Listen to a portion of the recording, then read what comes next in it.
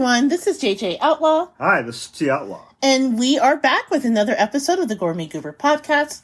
You can catch me, JJ Outlaw, on Instagram at Gourmet Goober and always on Twitter at, of course, JJ Outlaw.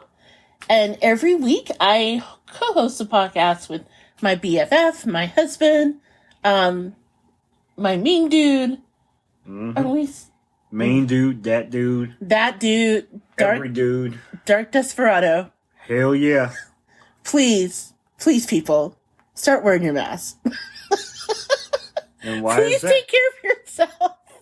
Because he will go by the Dark Desperado every episode until this pandemic is over. And I fear after 3 years, it will not be over. That's right. I'm carrying that thing until the wheels fall off. Yes, he will. But I'm here as always with my hubby and co-host, T Outlaw. How's it going? It is going well. The Dark Desperado speaks. And he speaks about himself in third person, if you haven't already noticed that. So that's what makes it totally weird. Hey, if 50 can do it, so can I. You compare yourself to 50 Cent now? Well, at least I ain't like, big chunk hanging off a pole. Yeah, we have to talk about that if that's the case. We will. Plus, you also have that power money, so we should really talk about that. Okay, I'm not that talented. Where can they find you? Well, you can find me, T Outlaw, on Twitter at T Outlaw. That'd be TOUTLAW. And on Instagram at T Outlaw, Josie Wells. Maybe though I shouldn't keep using my nickname because obviously JJ Outlaw is my nickname. It's not my government name, but considering that I just found out that you want to put that out there? They know. According to them, your name could be Toby. They're well aware my name is not. And for those of you who are longtime listeners, you guys know that JJ and T Outlaw are our podcast host names. That's our social media hooks. That's our social media hooks. But I recently found out that my boss, and apparently those people at my job, are well aware of this podcast's existence. I thought you were like Tommy from Martin. I thought you ain't got no job. Okay, you funny for that. Yeah. Obviously, I have a job. But remember when we started this podcast years ago, no one knew, at least on my end, because, I wrote for a lot of years, and then I started working in the nonprofit sector. I was very careful, if you're a long-time listener, I never list the name of my company. I never really talk a lot about, there was that one time when we were, Endgame, and I talked about the fact that my boss was keeping me from going to see the movie because she needed help with social media and I had to go. Wait a minute, you left that job, right? Yes, I did. Gee, I wonder why. It wasn't because of that. Amongst other things. But the point I'm trying to make is I've always been really careful in keeping my work life and the work I do with Plum Good Media and this podcast separate. And hopefully I will continue. That way we can speak freely and just be silly. But I found out last week, apparently they know. So for those of you who are listening, obviously JJ is not the government name that's given. But we're going to go with that. I was really horrified. And I was in a Zoom call with my boss too. And I didn't know how to respond, so I just sort of kept it going. And then I hung up from the Zoom call, and I was like, oh my God. Have I said anything silly? Have I said anything I shouldn't? Nothing disparaging at all. Well, here's the thing. Again, we don't say anything disparagingly. You work for a very... Nope. I ain't saying a single word. No. I'm cutting it off right there. We have mentioned that you've worked with sports media. I work, as far as I know, I work for the Rams. You You do not work for the land. People know we live in Chicagoland, at least that. Okay, then I work for the Bears. Matter of fact, if you want to say I work for the Chicago Fire, I work for the Chicago Fire. Why specifically the Chicago Fire? They'll get it mixed up with the TV show. I'm good. So I guess what I'm trying to say here is, obviously, if you're listening and you've heard back episodes, just know this is playful banter with myself and my husband. Maybe a little different than how we talk at work, that kind of thing. Mm-hmm. Yep. Yeah. And that's all you need to know about me. But here's the thing, the people at your job, they know about the podcast. No, they don't. You have coworkers who know about the podcast. You told them. And they're all leaving. Okay. So no one left that I know who works there knows about what I do on the side. So thus, we're going to keep it that way. So I guess those people who follow you on Twitter and you retweet it, the episodes, they don't ask why you do that? No, they're too stupid for that. I literally have it on my social media handle that I co-host it with you. They're not my friends anymore.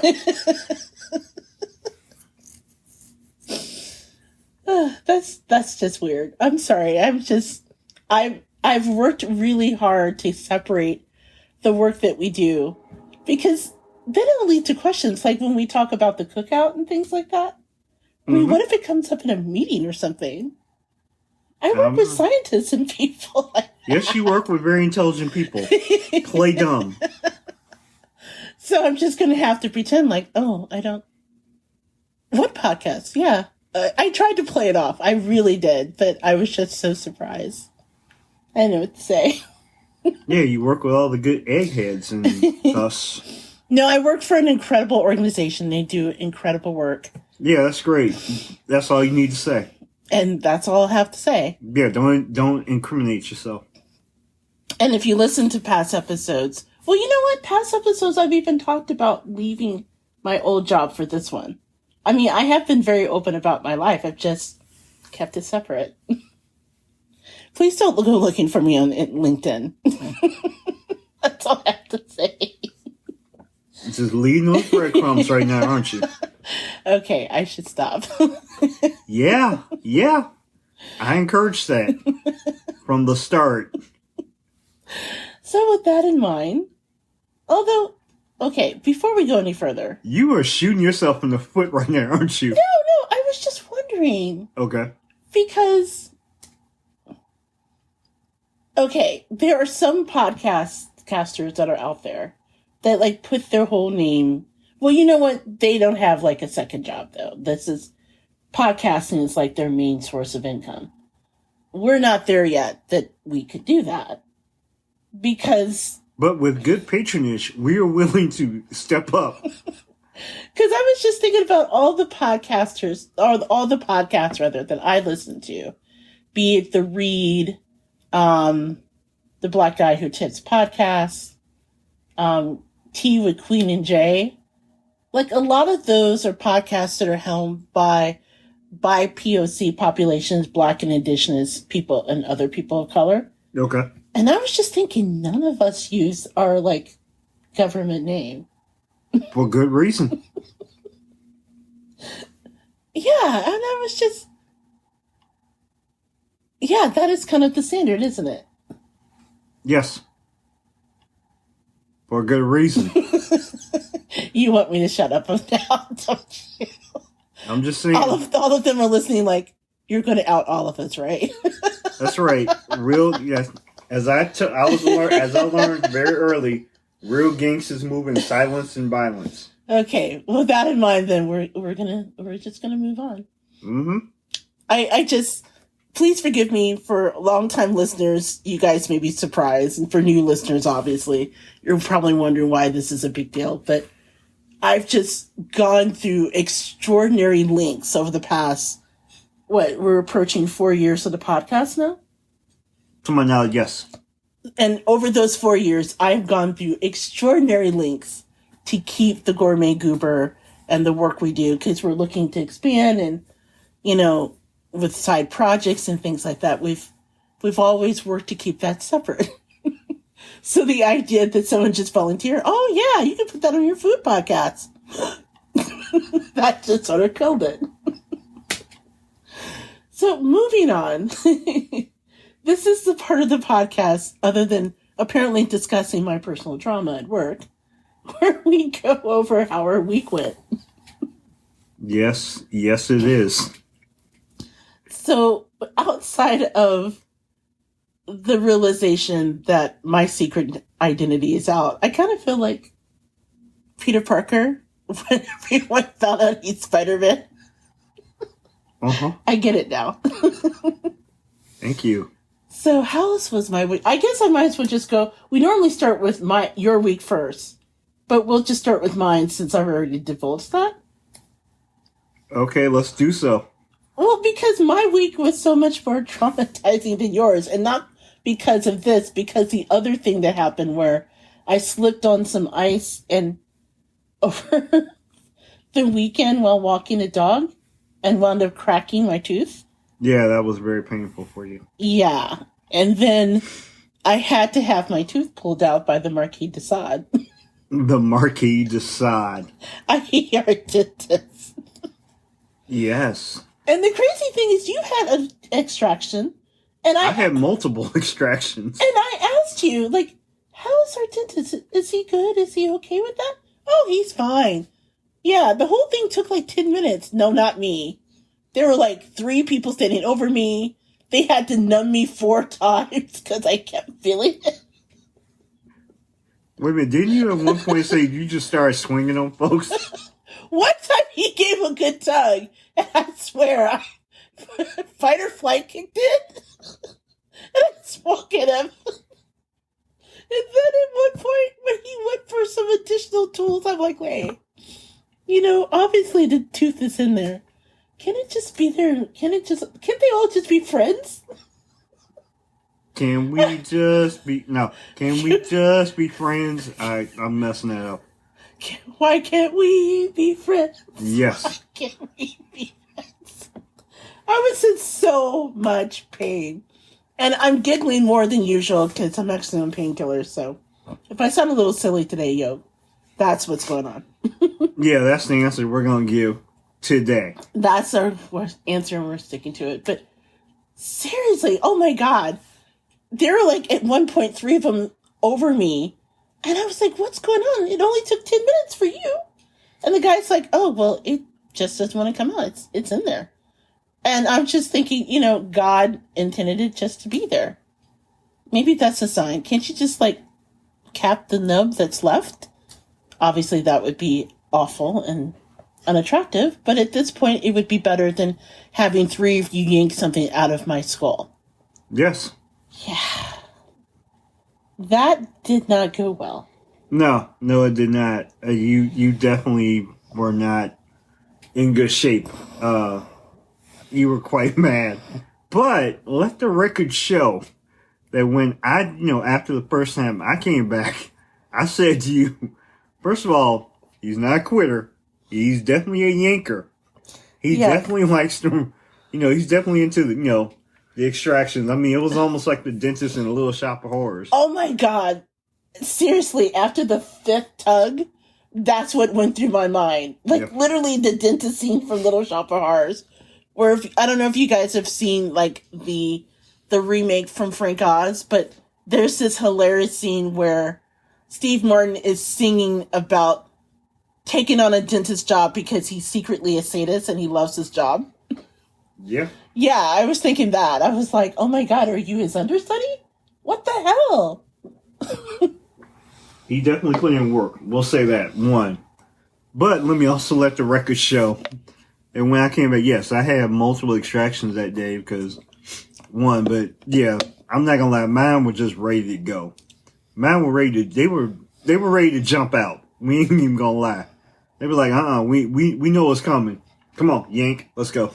They were ready to jump out. But I did say to you when I came back, with multiple gauze in my mouth that it amazes me that I know that, we've had, as the medical community, the ability to learn and be able to do like robotic, micro incisions, and we are able to set up things like, we've had far advancements in a lot of different categories. But it amazes me that in 2022, at the beginning of this, it was 2021, that dentistry has not progressed as far as I don't understand that. When I go in there, if they sit me down and this dude is pulling out NASCAR tools. Yeah, that is true. At one point, I swear I thought I saw a set of like channel locks. Yeah. Pliers. And I was just thinking, you know what? Maybe this was not the way. Yeah, needle nose pliers, channel locks, socket wrenches. Yeah. I mean, the dude had like, the things to rip open tires. As a matter of fact, I think when he first started, after he, numbed my mouth or my gums and whatever, I swear I smelled burnt rubber. And I'm like, I bro, think you got I to stop. Smelled that. It was quite disturbing. Yeah. And all the assistants are sitting there like, you okay? You okay? And I'm ready, I'm numbed up, but at the same time, I'm like, oh, I'm sorry, were you expecting me to say that everything was peachy and great? Hell no. But at the same time, I'm like, I just want this over with. So I just numbed up. But yeah, apparently with yours were putting up a fight, so I respect everything that you went through. The other thing I was thinking of is maybe it was just karma. Because what happened when you had your extractions last year? So let me publicly apologize for what happened afterwards. What happened afterwards? Well, okay, this is embarrassing to admit. But remember the day that your extractions happened? And I had those, like, tickets to see Spider-Man No Way Home? Oh, yeah. Yes. And we went back and forth, and finally you were just like, well, you don't want to miss out, because I bought the tickets in advance, and it was supposed to be like a really big opening, and I didn't want to lose my seat. And I asked if you wanted me to stay home and take care of you, and you said, no, go ahead. And I don't think you really thought I was going to go, but dude, I went. She bounced. She's like, you need anything? Are you okay? Do you really want me to stay home with you? No, I'm sitting there with gauze in my mouth, like, I've been asleep for, like, for hours. No! I fully admit, because I knew that one or two things was going to happen. Either she was going to leave and go enjoy the show, or she was going to stay home, and then I would have had to hear it until my face healed up.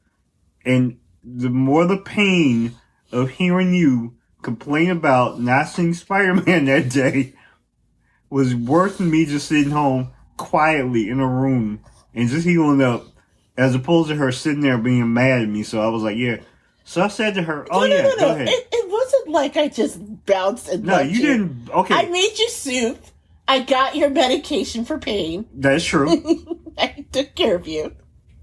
No. This was kind of like, when Theo and Cockroach on the Cosby Show. That's right. I'm using the Cosby Show reference again. When they had tickets to Dance Media, and somebody had to go in the room.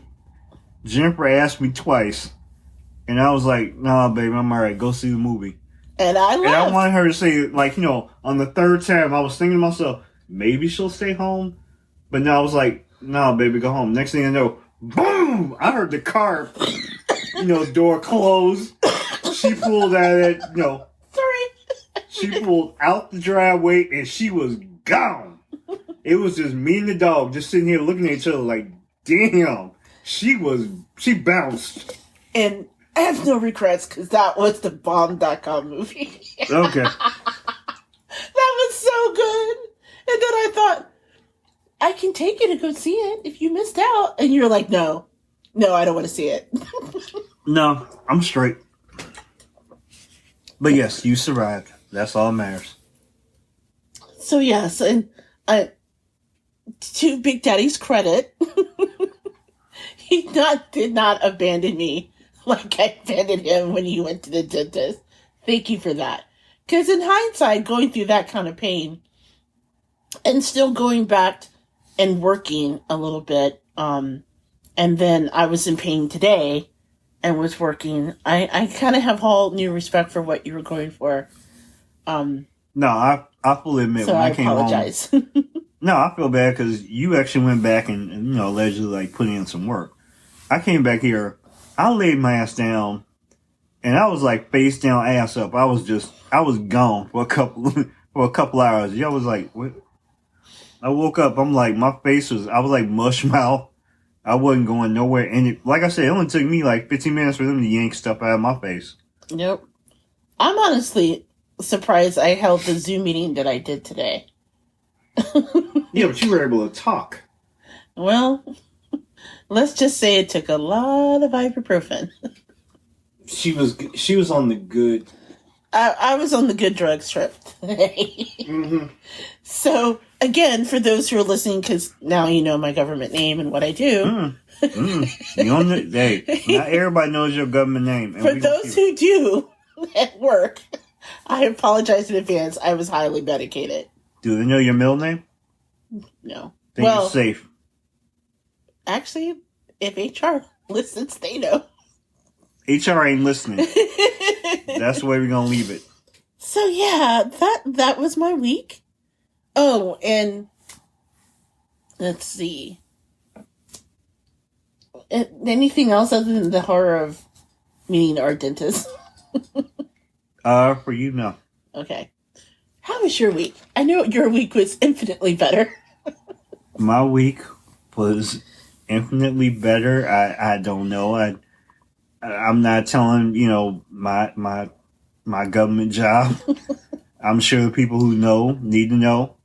That's good, but otherwise, no. I had a pretty decent week. It was all quiet, watched the Super Bowl.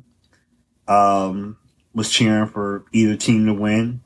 Had a really excellent halftime show with, of course, Dre, Snoop, Kendrick Lamar, my man, Eminem. And of course, I would like to start the Appreciation Day for Mary J. Now, does Mary J Appreciation Day, and we'll talk about this in a moment, does that fall on Janet Jackson Appreciation Day? Because the Super Bowl is always Janet Jackson Appreciation Day. That is true. At the same time, as much as, Janet Jackson Appreciation Day is every Super Bowl Sunday. Right. I am saying that I am claiming February 13th, whatever year it is, I would like to start the Mary J Appreciation Day. Because if for nothing else, with all the stuff she had on, all the little stuff she had to do with them heels on, Mary J put on a performance and she worked her tail off. And I'd like to start Mary J Appreciation Day. Okay. To the Queen of Hip Hop and R&B, Mary J. Blige. Well, I'm glad that you enjoyed that. I didn't watch the Super Bowl, and I'm not going to go into reasons why, but I have my own issues with the NFL, so we're not going to revisit that. But I am glad that you enjoyed that. You know what? If I could reclaim my time back for a moment, I do want to say one good thing that happened this week. It was Valentine's Day, which we celebrated early. Because you had to actually work on Valentine's Day. And you had to have your teeth pulled out. Yes. So I want to thank you publicly for your gift, which was really awesome. Damn, what did I give you? You know what you gave me. It's pretty cool. I gave you some roses. Yes, you gave me some tulips, not roses. Damn. I did not know those were tulips. Those are tulips. Damn, I thought those were roses. That's how much I know about flowers. You gave me that. You gave me some chocolate. I happen to have like a really cool Oscar Mayer face mask. but, no, the cool gift. Wait a minute. Didn't you also get some expensive cookware? That's what I was about to say. You got me the stub pan. Okay. Which was an awkward conversation in and of itself because of the fact that I had to, tell you about this pan. And the pan, you guys, okay, longtime listeners know I'm obsessed with French cookware. Okay. So, in my mind, the sexiest things on the planet, besides Idris Elba, Tom Hiddleston, a good steak, and some chocolate. And me. And my husband, of course. Get that lie out now. He's number one before Idris and Tom Hiddleston. Liar, liar, pants, just draws, just up on fire. Anyway, is Le Creuset and Staub cookware. They're well made. You can use them in anything. They last forever. Like, this pan will outlive me. Like, literally, I was talking to my dad this weekend and saying, okay, if something happens to Big Daddy and I'm giving the pan to my brother. Because he cooks. And I want to make sure that this pan continues on. Because it is a beautiful, bright red. The inside is an interior is black, because that's one of the features of Staub cookware. It's an enameled, everyday cast iron pan. And it is just gorgeous. I noticed that neither of the sisters were in that plan. Your sister doesn't cook. And neither, women, does yours? No, which is why they're not getting the pan. If I give your sister the pan, this is a pan that bakes to be used. Especially given how expensive it is. Okay, we also are not going to, because I would also like to not get robbed. Yes. You can come and take my stuff in our house. You're not taking my pan. Okay. Take the dog, too. No, they can't take the doggy producer. I'm about to say he might help you by carrying it on his back out the door. Yeah, he might. You offer him some pepperoni, he might do that. Yes. But honestly, I've been wanting this pan forever, and it went on sale, and through some very careful negotiation, I was able to get the pan. So it's on its way to me. So if, you hear on the next podcast about me talking about I'm going to marry a pan, you'll know why, because this thing is it's a work of art. Yeah, unless the mailman, basically doesn't deliver it and he becomes a master chef. You don't want to know, oh my God, what if someone confiscates, what if we're gone and someone takes your pan? Do you have insurance on this? I think so, yes. Okay. Damn shame we have to insure a pot. It is not a pot. I'm sorry, a pot. It is a 10-inch, 2.9 quart Staub everyday pan in cherry red. So you just putting it out there for everybody, huh? Today is, wait a minute, did we have some of the truth serum today? You just telling everybody everything today. I don't know what was in the drugs, pain relievers they gave me. Yeah. It might have been. Okay, Luis. Oh my God, I am sounding like Luis from Ant-Man. Yes. Okay, let's get going. So, back to your week. So, obviously you enjoyed the Super Bowl. Yes.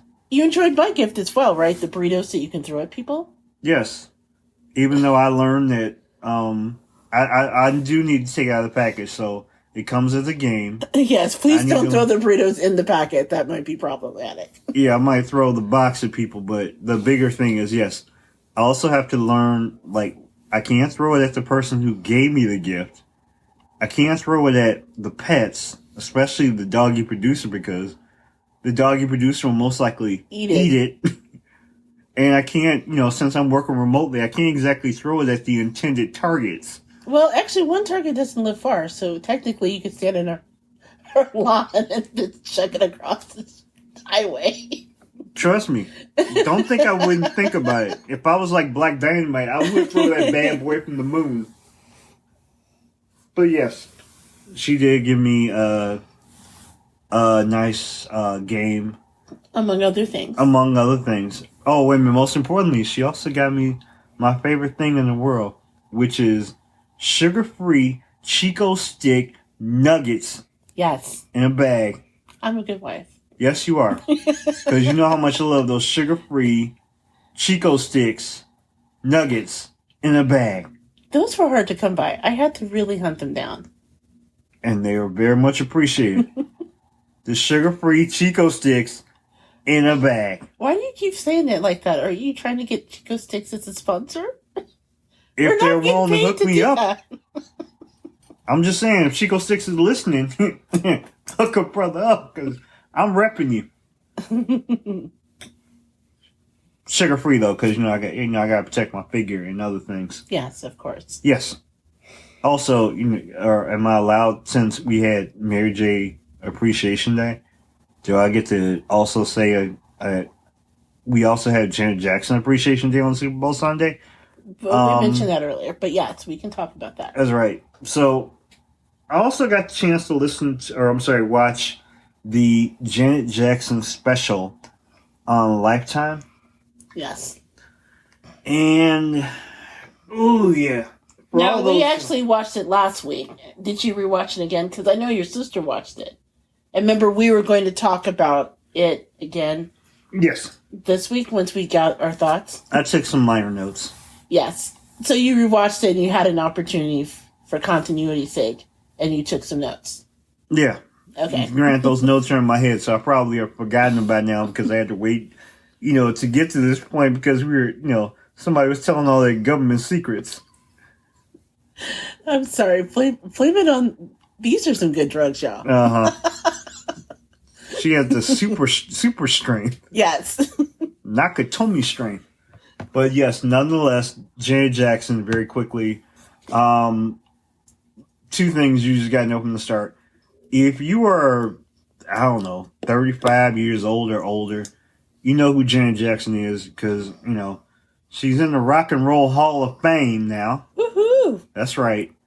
She is, dominated, from the time she was in the 70s and in good times to fame. Did she do Different Strokes? I think she did. Yeah, because was she Charlene? Yeah, see, now I gotta remember this. No. Okay. You didn't tell me to take notes on that. Hey, I'm going off my memory here. Anyway. I can Google nonetheless, the quick and dirty is, as you know, Janet Jackson, one of the things that, yes, Janet Jackson has been around for a long time, of course, with our brothers from the Jackson 5 and the entire Jackson family. But also, you know that the two most important things you need to know is, as I watched, is, because the entire Jackson family is from Gary, Indiana. Where you're from? That's right. Where we're recording this right now. And the fact that I have been crushing on Janet Jackson like my wife has been crushing on Idris Elba, but I've been doing this, since she was, since she was Charlene on Different Strokes. Yes, she was Charlene. Yeah. Since she was, I guess I wasn't really crushing on her when she was Penny, but I will always love her as Penny. But yes, I've been loving on Janet for a long time. Anyway, but yeah, it was really amazing to watch her, because the start of the documentary, or biography, as you would say, was placed with her and her brother Randy taking a trip back to Gary, Indiana, to, of course, visit 2300 Jackson Street, which is their childhood home. And weirdly enough, it was the day, remember the day that we found out, I think we were in Portage, and we found out that Janet had come home for this show, and then had come home for this little thing, and then we just... No, I found out about it, and then I called you, and I had to come and get you. Yes. And then we went chasing, trying to find Janet Jackson, while she was still there. Yes. When we pulled up to our old home on Jackson Street, just as she and the entourage were leaving. Yes. Not realizing that was for the documentary.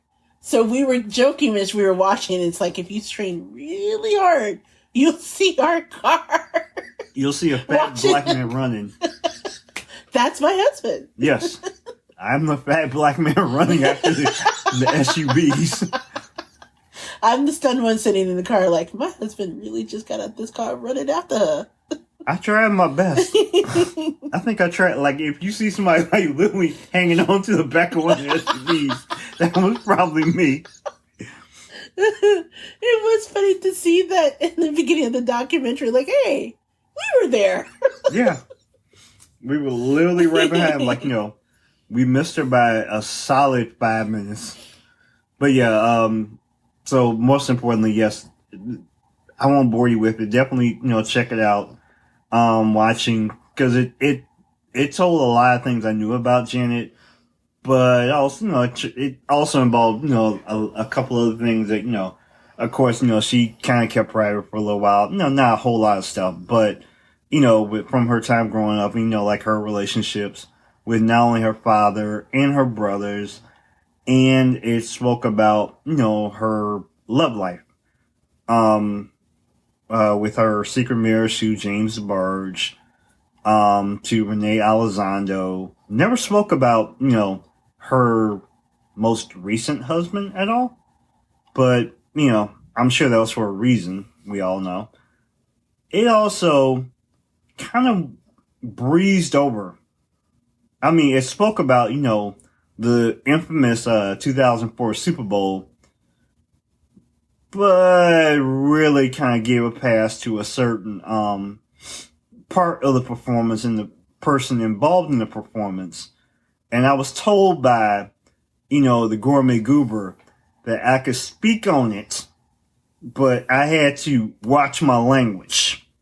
Because again, my job now knows about this podcast's existence. And the world knows how much I truly want to eviscerate a certain person. Okay, look, we can talk about that in a minute, because that'll be under the highlights that we promised listeners from last week we would cover. Oh, wait a minute, we're going to talk about it. Do I get to do the dirty version of this? Again, my job knows about this podcast. Okay, let's do this.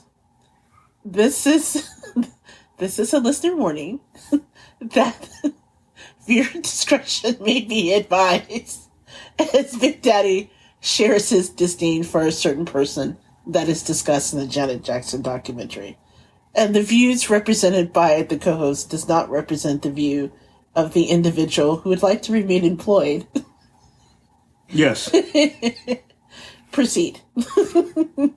Just for that, I'm gonna give the G-rated version just to start. Thank you. Yes. But yeah, for the most part, this involved the 2004 Super Bowl. Yes. And as, which was supposed to be the pinnacle of her career, but a certain person who showed up on, I guess, subsequent Super Bowl halftime shows, certain Timberlake, that would be former NSYNC frontman Justin Timberlake, was part of the performance, and of course, we all know what happened. Yeah, there was a certain malfunction. Can we just take a step back for a minute? Okay. First of all, if you haven't already gathered from him talking about this, Big Daddy is a huge Janet Jackson fan.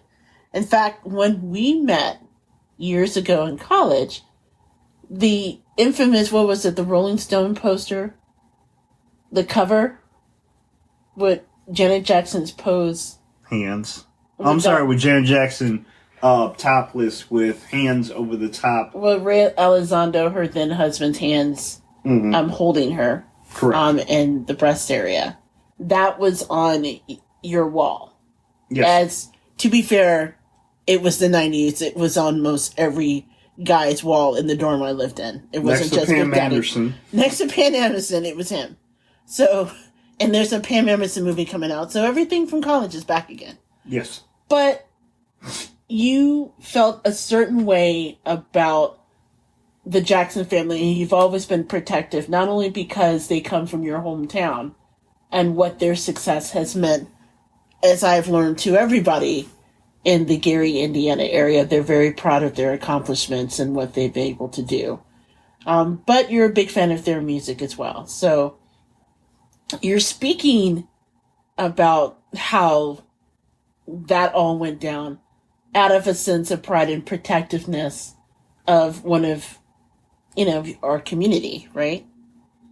And Yes. I say this because over the years since what happened, I've spoken to a lot of people who don't necessarily understand why so many of us have a disdain for Justin Timberlake after what happened. And so I want to set the proper context, one, because for you, it's doubly so because of your connection. The Jackson family house isn't very far from where we are. No. And so, again, you can drive around the city, and as it's going through its renewal, there's lots of references to the Jacksons, including not far from us. There was this beautiful street art pop-up exhibit that happened in the area. And one of our favorite things is there's that mural of the Jackson family from the 70s. Yes. So their influences are everywhere. Okay, so I want to set that in the proper context. Also, as the documentary showed, was how things progress since then. And it seems like there was two sets of reactions. One for her and one for him. Yes. So as we had talked throughout the documentary, which it seems like she's forgiven him and she's moved on. That said, it's really hard because if you follow the news like we do, you may know that there have been a lot of news that has come out where Judy Chinman, Les Moonves, who was then in charge of CBS and was over Viacom, he was just really angry at her to the point where he used his vast influence to negatively affect her life. It wasn't like he was just angry at her that it happened and affected CBS. He went after her for her book because Viacom owned HarperCollins. He was mad at her for her music and prevented MTV and VH1 and all of these networks from playing her because Viacom owned all the music outreaches that were available then. This was before YouTube really picked up in popularity. So he necessarily cut her career off at the knees. Meanwhile, Justin Timberlake was allowed to thrive and was even invited back to the Super Bowl to perform. And he never once, well, he has since gone on the record and apologized. I think because he's got such a thorough dragging from, let's face it, our community and other communities that basically said, hey, you just can't build your career off our back with ties to Timberland and everybody else to build your cred once you left NSYNC and then turn around and do that to Janet. That's just not cool. So that, I just wanted to lay that out there as we're talking as the part of the basis of your anger, which I personally think it's rightly put. And incidentally, that is why the Janet Jackson Appreciation Day exists, for those people out there who don't know. Because as I've learned, actually from my job, a lot of people are not aware of Black Twitter. And didn't they start it when Justin Timberlake went back and performed? And we're like, we're not watching his bullshit performance. Oops, sorry. That slipped out. And we decided to celebrate Janet during his performance instead. Yes. Okay. That was exactly how it matured. Yeah, that's exactly how it started. And to be completely honest, there are a lot of things that I'm since the Goober has basically stolen the thunder or taken the thunder out of. No, I'm sorry. I just venom. wanted to lay the groundwork. No, you basically have explained the biggest part of the situation. And if we're going to be completely honest, I can go in on Timberlake for a lot of things, but the biggest thing that please do. No, there's lots you can talk about. There are a lot of how things he treated Britney, for example. Sorry. The biggest takeaway I can take from this is I'm not going to belabor all the things that I don't like about him And as, Miss Jackson has indicated that she has forgiven him and that she has moved on and has been the bigger person in this, and whether or not she was part of what happened or she was a victim or, whatnot, as much as she has forgiven him, I have not.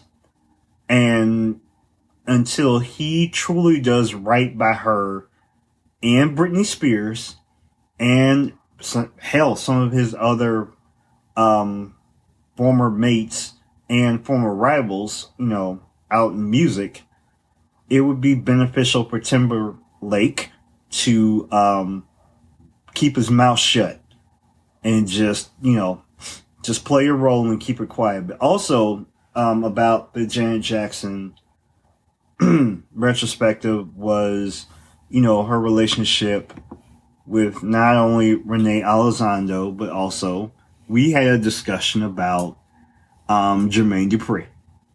Yes. And how you defended Jermaine Dupri, even though he cheated on Janet. I was about to bring that up, but since you did. Yeah, I'm tiptoeing into it. And I'm sure this could drip into, food concepts, because hopefully Jermaine Dupri can cook. But yeah, pretty much, I don't know if it was so much a defense, but it was kind of like, as Chris Rock, has said, on more than a few occasions, like, things go crazy, I don't forgive you, but I understand. So with Jermaine Dupri, some of what he was saying, yeah, do I, because you did dirt on, my lady, Janet Jackson, I don't forgive you, but I understand. Look, I'm not going to go there. No, you were ready. I know we had to Come on, Tiffany Haddish. You were ready. We had to pause documentary because Jenny had a good nature about it, and she just kind of, he cheated. And I think myself and all of the women in Black Twitter was like, what? Wait. You are Jermaine Dupri. Seriously, you have so much to be grateful for, including you dating Janet. You literally are the human embodiment of a troll doll. And you go cheat on Janet Jackson. And maybe that's part of it. As I look at Jermaine Dupri, the man is an extremely talented brother, who has done truly huge hits. And he's my height. Yes. For, from Criss Cross to The Brat to held up to Mariah Carey and Jagged Edge. It's just, it gives me pride to know that if Jermaine Dupri could get with Janet, then it gives hope to a lot of other guys out there. But at the same time, you got to do right. So wait a minute. You feel you're in Jermaine Dupri's corner because you feel that if he got with Janet, that gives you hope. If that's the way you want to run it. Yeah, because if you think about it, I don't know as your wife, how I feel about that. Yeah, let's talk about this. Idris and Tom and I don't know. I'm trying to think of all the other loves of your life. But yes. If you look at, some of the men that were in Janet Jackson's life, you had, her secret marriage to, James DeBarge, who by virtue was a part of the DeBarge family. And, all them pretty dudes from Michigan, in the DeBarge family, they went through some struggles, but, they were some pretty looking men. Then you have Renee Elizondo, who was also, who was a good looking fellow. So I'm like. And then there's Jermaine Dupri. So I feel like your therapist now because I feel that your support of Jermaine is deeply rooted in your issues, like skin issues with the other people she's been with. Am I wrong in saying that? We're not going to talk about that. Ladies and gentlemen, we've had a breakthrough live on the air, on the mic. I'm not running that. But at the same time, yes, Jermaine Dupri was a very talented artist and a very talented man who still loves, Miss Jackson. But yeah, their relationship was not a thing because he did do dirt. And I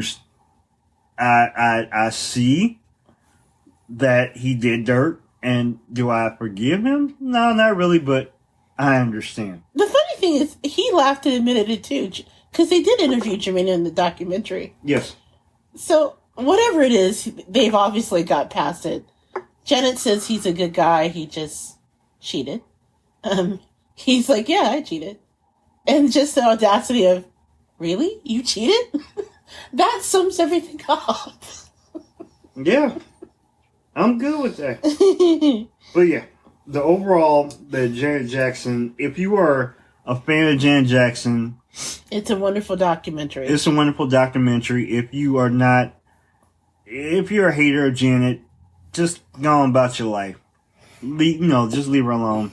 She's done tremendous things, and hopefully going forward, as she hopefully, is starting to build up another tour. Hopefully, she's a Rock and Roll Hall of Fame.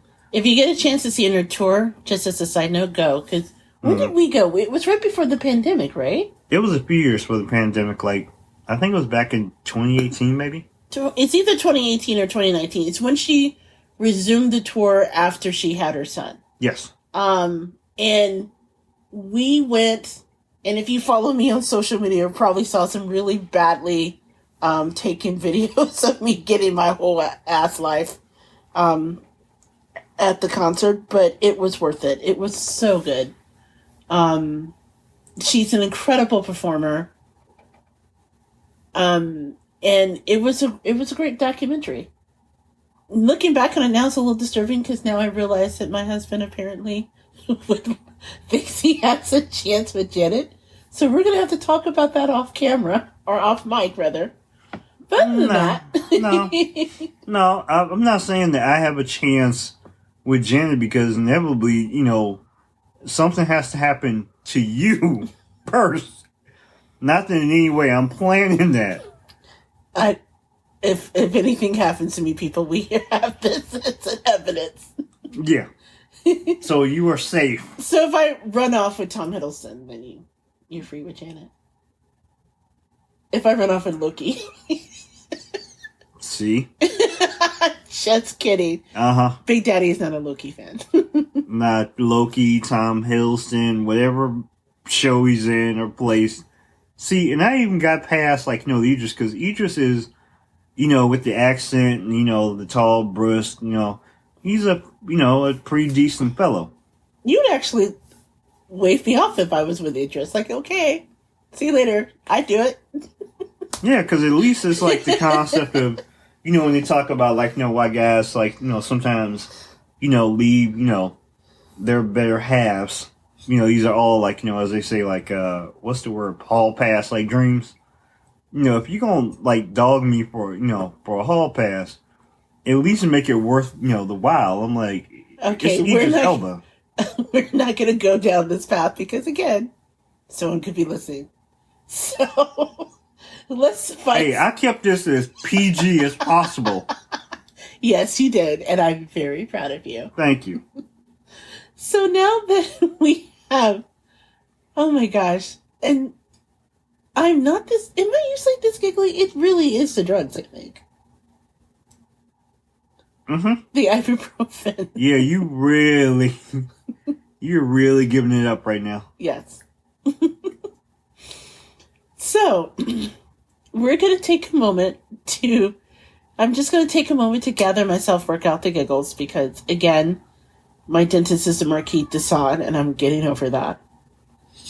That's why I know how. And then we return, we will talk about 3 stories that intersect the nexus of food and pop culture in our What's Eating Us segment.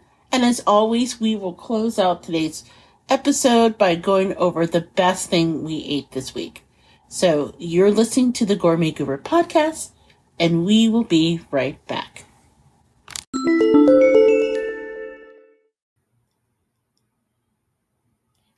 guys, this is JJ Outlaw. And T Outlaw. And we're the co-hosts with the Gourmet Goober podcast with a very important question.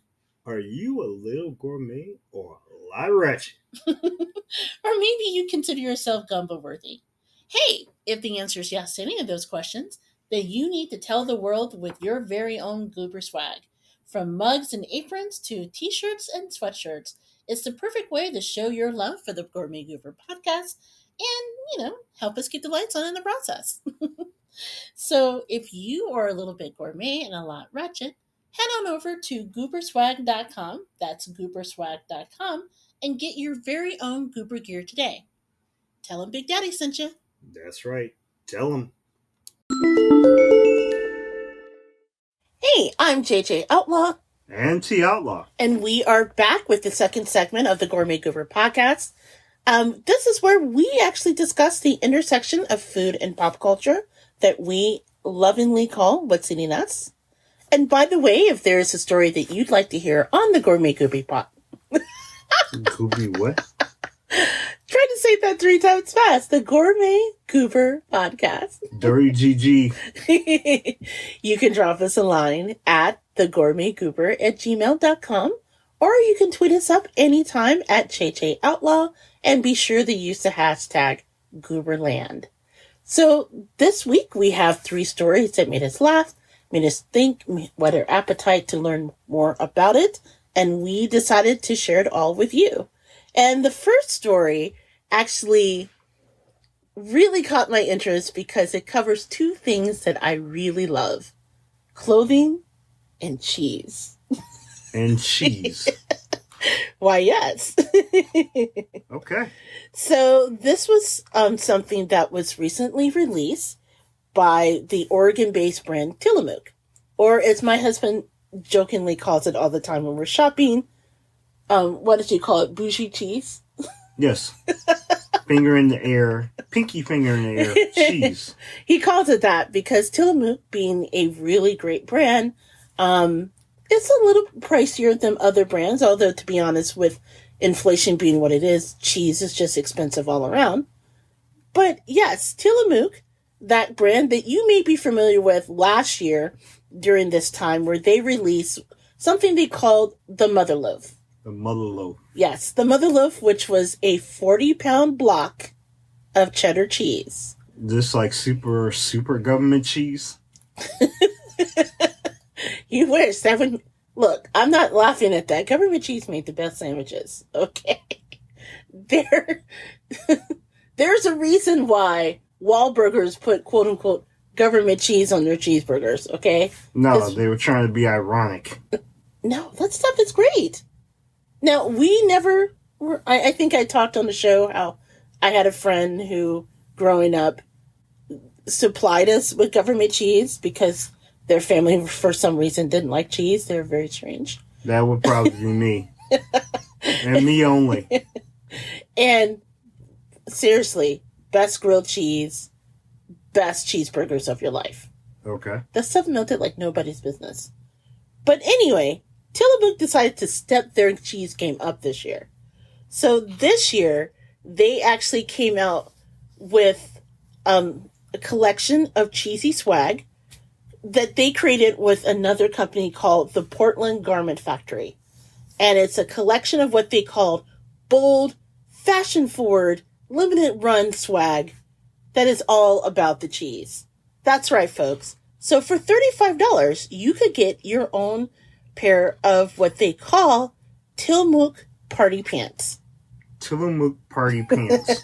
Yes, so these party pants are cargo cans that come complete with removable insulated pockets that actually double as a cheese-toting clutch or wristlet. Okay. Now, I know what you're thinking, right? I've been out... this has happened to me, where I have been out someplace, and I have been in a restaurant, I've been, going to a Pacer game, have an opportunity to cheer on the Bulls, and think to myself, you know what? Well, first of all, let me back up. I don't think I've ever cheered on... I've never cheered on the Bulls. No, you have not. That's with you. The only time I've seen you cheer on the Bulls is when they played the Knicks. Well, that's true, because there's no such thing as a good Knick. Sorry, Deez is a narrow if you're listening. I am not a fan. Nah, no kidding. But haven't you ever been to a place before and you thought to yourself, man, this whole event would be just top notch with some cheese? No, I don't think I ever have been to at any function said this needs to be topped with cheese. Well, the cheddar orange drawstring cargo pants Orange drawstring pants actually provides plenty of opportunities for you to bring cheese to every occasion. Party in my pants. Yes. Okay. So it has 3 cheddar-ready pockets on the left leg, and of course, the said detachable insulated pocket that you yourself can take your cheese along with you. Now, suppose that's not your cup of tea. Cup of tea, nothing. Suppose that's not your slice. Just so you know, as part of their cheddar collection, they also included a $25 thick-cut crew neck, which fringed that was inspired by their farm-style thick-cut shredded cheese. They had a $15 slices bag, which was inspired and built by their farm-cut thick-cut slices. And the bag, you guys, if you haven't seen the bag, get your life and Google it. It literally looks like cheese draped over a string. It's brilliant. I'm looking at this. Yeah, I'm looking at this and I'm thinking, what the Samsung right now? I'm trying to be like descriptive, but also I'm trying to be nice, but this is very strange looking to me. Oh, now, come on. You know you want their shredded cheese fringe inspired cowboy hat. And perhaps you want to get lucky playing cards. No worries. They actually have a Luck cheddar cheese playing card set that has been inspired by their baby loaf 2-pound cheddar cheese block. Oh my God. Okay. This sincerely looks... This truly looks like something that was designed by Ye. I'm sorry, Mr. West. Or JJ when she's feeling hangry for some cheese. Yeah, because I'm looking at this and, I'm not going to lie. I mean, I'm not thinking like fashion-forward stuff. I'm thinking, man, you must really, really, really love cheese. Well, every sensible person does, Pete. No, not every single person.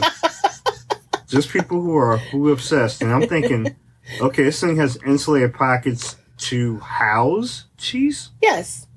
Because, you have to keep your cheese cool. And what happens if you're in the middle of Phoenix? What happens to the cheese in that pocket? You know what? There's lots of opportunities for you to keep your cheese cool. I mean... Yeah, do you get to grill this cheese in these pockets? No, it's insulated. It's not like you're carrying a panini press in your pocket. Might as well. That's probably about the best use. God. Oh my God. That would be amazing. Can you imagine? You're tailgating. We're back home at Ball State and we're tailgating. And all that we have available for us to use in our short space is slices of bread and Tillamook cheese. No worries, because we can whip out our own panini and loaded pants. Just slide that sandwich into the pants. It's cold usually during homecoming, so it keeps you warm. In about 5 minutes, you pull out a cheesy, delicious treat to eat. I think you're onto something. No, I need a meat in there somewhere. That's a bit much, but okay, you run with that, baby doll. You know what? If you don't want to wear your cheese, that's fine. They even have a convenient drink koozie called the Snacky Koozie. And attached to it is, yes, a detachable holder for your cheese. It's insulated. So you will never be that far from your own, Tillamook slice of cheese.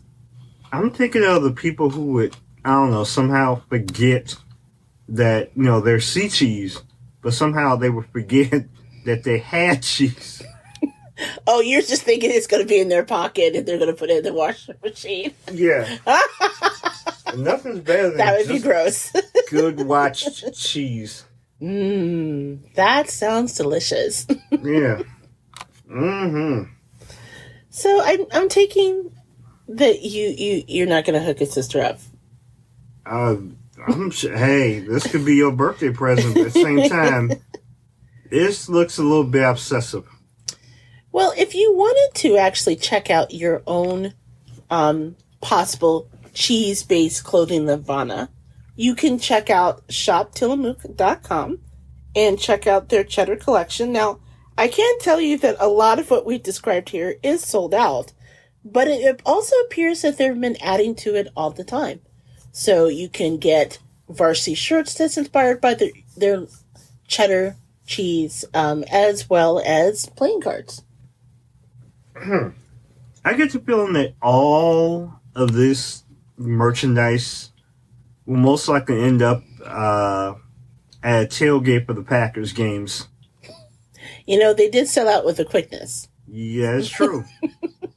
So, although, to be fair, I know that my friends who come from Wisconsin, they are really protective of that Wisconsin dairy. So they may not be down with Tillamook since it's based out of Oregon. They'll make an exception. But if you want to get your foodie fashion fringe on, this is the place to go. Okay. So moving on to our next story. How familiar are you with Eminem and his Academy Award winning song from 8 Mile called Lose Yourself?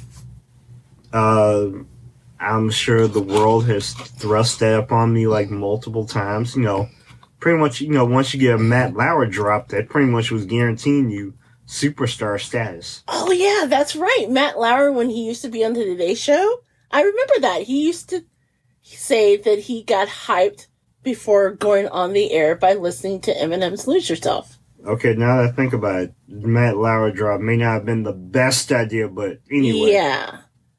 And in light of what we know about Matt Lauer now, that's like low-key horrifying. But anyway, we're going to move on. And that's a uncomfortable laugh because, again, Matt Lauer, from what I understand, was the worst. But nonetheless, that song actually was the inspiration for a restaurant, believe it or not, that Eminem actually runs out of his hometown in Detroit that's called Mom's Spaghetti, which actually kind of horrifies me because if you remember how he refers to Mom's Spaghetti, it's because, well, I forget, was it Rabbit? What's his nickname? Yeah, Rabbit in the movie 8 Mile. Yeah, Rabbit in the movie 8 Mile. It's been so long since I've seen that movie. But anyway, he goes to the rap battle. He's so nervous that Mom's Spaghetti becomes vomit. Okay, I was trying to avoid saying that on a foodie show. But no. Yes, he doesn't retain Mom's Spaghetti. Let's put it that way. Yeah, we can edify it, but damn it, that's what he wrote or performed with. And out of that, for some reason, he decided to create his own restaurant, which has been very popular, called Mom's Spaghetti. Which, by the way, you can check it out. You guys have to see their website. It's momspaghetti.com, of course. But Mom's Spaghetti, as you probably know, Eminem, he performed at the Super Bowl, and he decided to take his restaurant on the road. So people that attended this past weekend's Super Bowl in Los Angeles was treated to the Mom's Spaghetti. So for $9, you can get with meatballs or with rabbit balls, which are vegan. You rabbit can get balls. You can get your own sketty sandwich. Okay. Which is Mom's Spaghetti between two slices of bread. Okay. And you can get pop or water. Which one is Ms. Westerner loving that he said pop? Because that is how you refer to it, damn it. I mean, as opposed to soda or Coke down south. But people could have taken a part of this. They could even either go to a downtown LA location of Uncle Paulie's Deli, which again, I love the name. Yeah, because I'm thinking after you're, after you as an M&M perform with Trey and Snoop, you'll probably have the munchies, and you'll definitely want to drop by Uncle Paulie's and get a hookup. I gotta say though, given how Mom Spaghetti, and you, first of all, you have to understand how he describes it, because let's see, was it when we went back over our show notes, they described the pasta sauce as fresh out of the jar. Fresh out of the jar. Okay. So pasta sauce fresh out of the jar. You're treated to powder Parmesan cheese. This is already starting a slippery slope. It just sounds to me like it's spaghetti that you can make at home, but it's from M&M. Yeah. Thus, you don't have to. So this brings up a very good question as far as celebrity restaurants, because again, and I'm begging you guys, go to their website. Apparently, there is the most basic of basic commercials that they put together, complete with M&M throwing up a box of Mom Spaghetti. Oh no, can't do that. And I'm just thinking, with fare that basically promises spaghetti between two slices of Wonder Bread, powdered Parmesan cheese, and of course, spaghetti fresh out of a jar. Have we reached the low point for celebrity restaurants? No, pretty much Wahlburgers did that for me. You liked Wahlburgers. I did. But, in terms of basic, some of the stuff they were dropping was quite elementary. Now, to be fair, again, Big Daddy and I were raised on spaghetti with spaghetti sauce out of a jar and powdered Parmesan cheese. There's absolutely nothing. No, I don't know about you. I was raised on home, especially like fresh spaghetti. Like, it was, I'm sure, like, the noodles came from a box. But, Big Daddy, your mom made spaghetti for me before. Wait a minute. What you about to say? I'm just saying, your mom made Mom spaghetti. My mama didn't make no mom spaghetti. You about to call my mom? You about to talk about my mama bird? No. What I'm trying to say is, this is actually something that, I don't know. I think you about to talk about my mama bird. No, Martin, I'm not about to talk about your mama bird. I'm talking about my mama cooking. I loved your mother's cooking. And you about to trash it. No. What I'm saying is that this intrigued me for a number of reasons. One, that Mom Spaghetti is so popular that they are actually able to do a pop-up restaurant at an all places LA during the Super Bowl. And from what I read, it was really popular with people stopping by this Uncle Polly's place.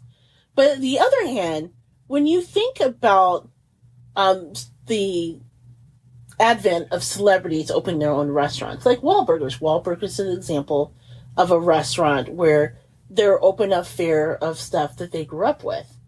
But I'm just wondering if they literally openly advertise, you're getting something that you can make at home, and we're probably overcharging you for it, for $9 for some spaghetti. Have we reached like peak celebrity restaurant? I mean, are they offering anything new to the foodie sphere? Or are we just really paying for the privilege of eating something that he rapped about throwing up on his sweater? Which is not exactly helpful, but yeah, I figured, if you can market it, go ahead, take a stab at it. I mean, that's more money in his pockets. Yeah, and I'm not dissing the hustle, right? Because we've talked about celebrity pop-up restaurants before, and how everything from Mariah Carey having cookies to... Oh, I love to eat Mariah's cookies. Look, let me just take a moment to stop here. If I had a chance to have some of Mariah's cookies, I'd eat Mariah's cookies, because her cookies are like over the top and fabulous. Yes, I'm sure Because she is. They'll be grandiose, and trust me, even if they were nasty, I'd be like, Oh, I ate Mariah's cookies. I'm a big fan of them cookies. They would be worth a try, but yes, I understand what you're saying. Like, if for nothing else, like being able to market something, as part of a song, like, it's a hip thing. So you might as well run with it. I'm just waiting for the Snoop and Dre burgers. Oh my God. That would be fabulous. What do you think? Okay. Obviously weed. It would be classified as an edible. Even though I think Snoop has his own strain anyway of medicinal products. But I'm thinking of Dre Burger. After he's done selling, he's sold his beats. He's gotten a hookup with Monster. I figured might as well. I'm trying to think what have we not tapped into celebrity wise? I don't know. Mario Lopez has tortas. Of course he does. BJ Novak, the guy from The Office. Now this is actually interesting. He partnered with the winner of a Netflix competitive cooking show to come out with his own brand of like restaurants and things like that. So that I can understand. But then there's also things like Wiz Khalifa Hotbox, which is basically made to inspire you to order from them when you get the munchies. Cool. So, I don't know. I think, in terms of concepts, because his hot box has like hot Cheetos blazed, a Cheeto burger with a side of tater tots. Would anybody really want to hit that hard? I don't know. Okay. Danny Trejo has his own brand of tacos. And I would eat them just on GP. I would eat the hell out of that, because he could probably throw down. He probably could, and if he couldn't, I'm not going to tell him. Well, no, even if they're terrible, we're never mentioning that to him. True up. Tyga has his own brand of Tyga Bites, which we've talked about on the show, which are glorified chicken nuggets. George Lopez has his own brand of tacos. Easy. So yeah, apparently that is a thing now, but I don't know. It's funny because at least some of them, like, the Wiz Khalifa one, they offer things like Cheeto dusted stuff that at least you won't be able to make at home. At least easily without turning your house into a Cheeto coated mess. Yeah, that's going to go hard. But the mom spaghetti sounds like it's something that I could make at home for $3.45. Well, no. Because pasta sauce is expensive now because of it. So maybe $5. Especially if they serve it on a paper plate. That would just be... And I don't know if they do that or not, but I'm just saying. Maybe they need to put them on Dixie paper plates. That way you won't have a mess. But yeah, I get what you're saying. I could be down with that. I'll try mom's spaghetti if it was offered to me. Well, I have to say, there's a part of me that's really happy that they're doing the spaghetti sandwiches. Because that is a hood snack if you've ever heard of one. And if you don't know what a hood snack is, for new listeners, go back in our old library. We actually have an episode dedicated to the joy of hood snacks. Yes. I can appreciate a spaghetti sandwich. I'm sure you could. I'm sure, but then of course you'll probably put it all over your chili. Are we having that conversation again? Okay, maybe not. My bad. We'll get into that later. Apparently, Big Daddy and I had to relive some early marriage moments where we discovered that our interpretations of chili is not the same thing. Okay, I freely admit, I ate basic spaghetti growing up. But we ain't gonna talk about my mama bird. Okay, let's clear our palate after that and close out this segment by talking about something that kind of caused a lot of conversation with between the two of us over this past weekend. And it's a quiz that was on BuzzFeed.com where basically a professional food writer shared some of her foodie words that makes her skin crawl. And we were basically going back and forth about, hey, is this a thing? Is this something that really upsets you? And some of them are actually pretty surprising. Like for example, nom.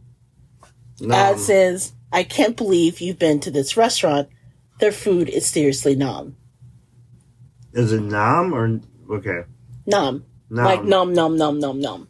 Nom nom nom. Okay, that makes it even worse. It sounds like something like Cookie Monster with a speech impediment. So they give you a list of words and they ask you, does it annoy you? How do you describe it? Or you don't really care? Judging by your response, it kind of annoys you. A lot of things annoy me. I'm pretty easy like that. How about describing food better than sex? As in, not gonna lie, these brownies are the best things I've ever tasted, like 100% better than sex. Okay. First and foremost, that irritates me to the nth. Above the nth. It annoys me to the, like, I don't know if there's a power large enough for that. Wow. Like, as much as I like sex, there is no food that's just going to make me drop and say, ooh, this food was so good, it is better than sex. That is blasphemy. I have to agree. There's not much out there that I can think that would probably fit into that scenario. How about rustic? In dealing with the presentation. So don't worry too much about the presentation. I love a good rustic meal. That rustic sounds like a house. Yeah. I don't really like it all that much. I mean, I guess I don't really care, but... Yeah, rustic is like, that makes me think your food is aged like cheddar. So the next word is share plates. So I'm not really hungry. Honestly, why don't we just order 2 or 3 share plates and see how we feel after? I don't really mind that. Although we have a concept, it's community plates. Or more or less, your food is my food. It's all share plates with me. Yeah, we call it, basically, it's community fries. I know you ordered that, but that looks really good, and now JJ's going to take a sample of it. Which she has done on plenty of occasions. So, I actually don't like it, because share plates imply that not everything's up for sharing, and I don't agree with that. Of course you don't. You're a little crabby, because I've done that to you more than a few times. Yeah, your little fingers have been in, serving foods, and they'll be like, hey, hold on. I don't know where them hands have been. Hey, we've been together for a lot of this pandemic. You know exactly where my hands have been. We've just been here. Okay. So, there you go. Nonetheless, they were sanitized and masked up. Now, this is actually a term that really bothers me. It's dump recipe. Dump recipe. Now, it's a term frequently used by recipe bloggers to describe recipes that literally is you just dump everything into a slow cooker or a cooking dish and just call it a day. Now, back where I come from, dump recipes are called either a casserole or a hot dish. Well, I mean, I would like to use better verbiage, but I mean, that's what 90% of the world does anyway. I have to admit, dump recipe is kind of like the way of mom's spaghetti. It just sounds unappealing when you know the meaning of the word dump. No, I very much agree with you. They could use better versions of it, but hey, you gotta go with what you know. And to be honest, it's seriously just a casserole. Name one casserole you just don't dump everything in the dish and throw cheese on it. Because, of course, I'm from the Midwest, you put cheese on everything. And you just put it in the oven. So just say casserole. Don't say dump dish. Yeah, basically it sounds like 70% of Trisha Yearwood's, menu repertoire. We're not going to go into that after our intense conversation how she makes Thanksgiving turkey. She steams it. Okay. We're not going to trigger it. No triggers. Okay. This is actually a good one. Hack, which is often used to describe lesser-known methods for making food better, tasting, or easier. So they give a great example, which remember when I discovered this quote-unquote hack? It was life-changing, right? Thawing out a frozen pizza instead of cooking it like they say to cook it on the package. Because you know on the package of every frozen pizza, they literally say, unwrap it, put it on top of the pizza stone if you have it, because of course we all have pizza stones, or just put it on the rack and go.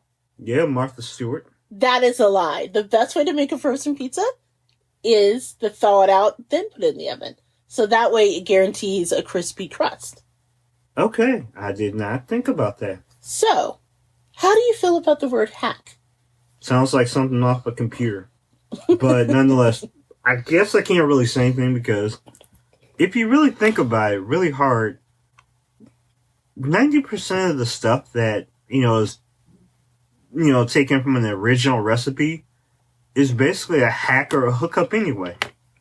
So I'm like, okay, you can call it a hack, but I'm ambivalent to it because really all it is you're just taking a general recipe that has been around since the beginning of time and then, toss something in and say, hey, I put a hack into it. I don't mind the phrase hack, but, and we talked at length about this, and that's why we decided to share the article, was there's a difference between, the frozen pizza explanation, because literally, and I forget how I found out about thawing out the frozen pizza, but it was life-changing, right? Because every package of frozen pizza that I have ever consumed since a child literally tells you to put the pizza frozen in the oven, right? Yeah. But the best way to do it, and this is something that professional chefs and people have known for years, is by thawing it out, you give your dough the best chance to get that good, nice, crispy coating that you'd really want. Now, that to me is a hack. Now, I've also seen it where, and I'm going to take it out of the foodie sphere for something, for a moment, where sometimes hacks are used as a way to describe something, like you said, that have existed for a long time, maybe in another culture, and now it's being sold to people as quote-unquote a hack, when it really is not. Yeah. And the examples I gave you were in the beauty industry, where right now there is a quote-unquote hack, which is called slogging, and which basically it's you taking a jar of Vaseline, rubbing a lot of it on your skin up and down, and just letting that absorb and having soft skin. And there are people now who are selling this quote-unquote hack as a way to, increase your hydration of your skin, for lack of a better word. And when I first read that, I was laughing my behind off, because I'm like, our grandmamas and our mamas and our mamas' mamas' mamas all use the Vaseline trick. I do it. Black people been not knowing that. That's true. Or the woman who created the $100, what comes out to be $100 bonnet, which is she has curly hair. She didn't want her hair to lose moisture when she slept. So she created this contraption that you wrapped your hair up in. And she sells it for $100 a pop. And Vogue and all of these other magazines held her up as this sort of pioneer. And meanwhile, black and brown women with curly hair for years looked at that and was like, oh my God, it's a bonnet. Seriously, you can go to the beauty supply shop for $2.99 and get one. I have a drawer full of them because I have curly hair. You know what? That's a good point. So there's a difference between a hack, as that lady is with the $100 bonnet called it, and then something that's really revolutionary that no one's thought before. So I guess it just depends on one concept what a hack should truly be identified as. No, if that makes sense. That does make sense. So I don't really mind the word. It's just making sure that not everything that's quote-unquote a hack is really a hack. It's basically being Columbus. Yeah, basically. Okay. So, gastropub. This was a word that I remember you really hating. That is literally the worst. that would be the worst explanation for a place or a thing. Yes, and for those of you at home listening, a gastropub is a restaurant with a casual pub-like atmosphere that serves gourmet food and elevated takes on pub classics. Unless it's an acronym, I'm like, couldn't you just say exactly what you just said? Just, basically, you're just trying to, like, simplify the word. But basically, you could just say exactly, it's just a casual place where you can go and find simple things. It's a restaurant. It's a restaurant. We're good with that. You don't need to, like, jack it up and give it a horrible name like gastropub. Mixologist, which is one who deeply studies the art of crafting mixed drinks and creating cocktails with a forward-thinking approach. You're a bartender. Yes, you are a bartender. Basically, as opposed to being in love with the stripper, I'm in love with the bartender. Yeah. Because, that to me is on the same line as, like, Subway calling all their people sandwich artists. Mm-hmm. Because, technically speaking, we all are sandwich artists. You at home putting together that peanut butter and jelly sandwich. Chef's kiss. Sandwich artists. Yeah, okay, Jarrett. Oh, bad reference. It was worth a try. Thank you, Matt Lauer. Oh, even worse reference. Oh my gosh. So, handheld. I have to admit, out of all the words on this, I hated handheld the very most. Because who the hell came up with that? So, handheld is now what they refer to, like burgers and hot dogs. Basically, any food you eat with your hands. That sounds like it's pushing it. So basically, like, ribs are just handhelds. Handhelds, yeah.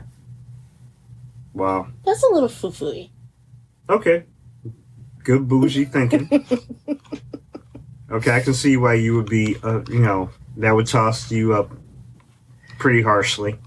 Are you upset with moist? Are you one of those people that hates the word moist? No. Because that's probably the most accurate way to describe that particular type of food or condition of food.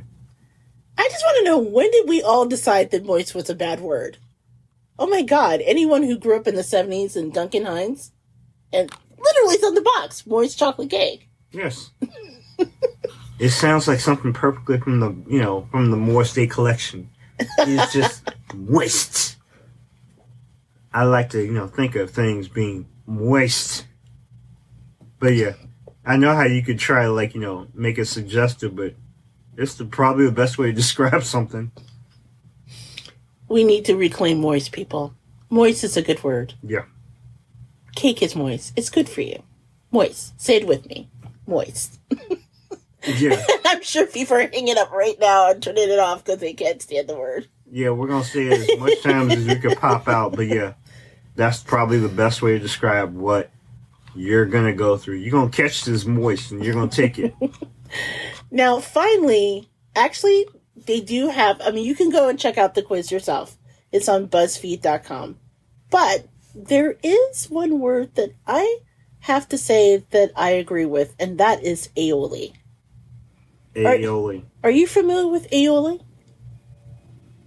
I know that there is a certain thing that is based upon aioli, but I'm not sure how they describe it. Aioli is an emulsion of, usually it's a combination of eggs, olive oil, and garlic. It's basically a mayo hookup. Yeah, in the hood we call it mayo. Okay. So, again, it's sort of like when I first started the Gourmet Goober, before we were a podcast, we were a food blog. I created it as a way to kind of demystify recipes that you can make with ingredients you can find for wherever you live. Remember our tagline? The Gourmet Goober, it's a food blog by a wannabe foodie in the hood. Yes. And the whole idea is, where we roll here in the GI, it's really hard to find things like pancetta. But you know what you can find? Bacon. Oh, yes. Bacon. Mmm. It's really hard to find some of the stuff that they require for you to make a good French recipe. But you know what you can find easily? Fatback. So when you know what these words really do mean, it kind of makes it so like, yeah, you know what? I can make that at home. And I can make it delicious and nourishing for my family. And, hook up a gourmet-style meal even if you don't live next to Whole Foods. So yeah, aioli is one of the things that always really bugged me when I first started cooking. And you would go to restaurants and you would order stuff and they would describe it. And then you get the sandwich and you're like, oh, it's mayo. Back where I come from, this is garlic-infused mayo.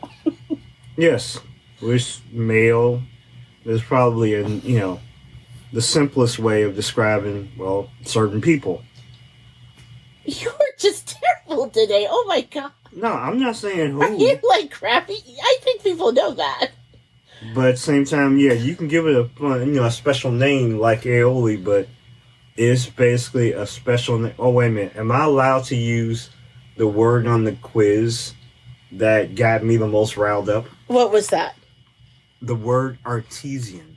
Oh, artisanal. Yes. There we go. Boy, that lit a flame under me so badly.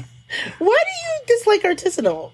Is it because it's just fancy pants? Yes.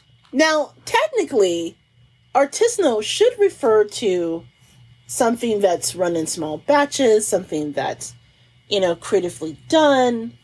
But the sad thing is, anything can be artisanal now. Yes. But I know that you were cooking and you're just like, yes, these artisanal wings that I have crafted out of our kitchen. Yeah, it's your bougie way of saying, hey, here's some wings. I basically threw, some truffle seasoning or something on it. Ooh, it's artisanal. Or, I had this, this special dip, which is, basically I just changed the flavor of the cheese. Ooh, it's artisanal.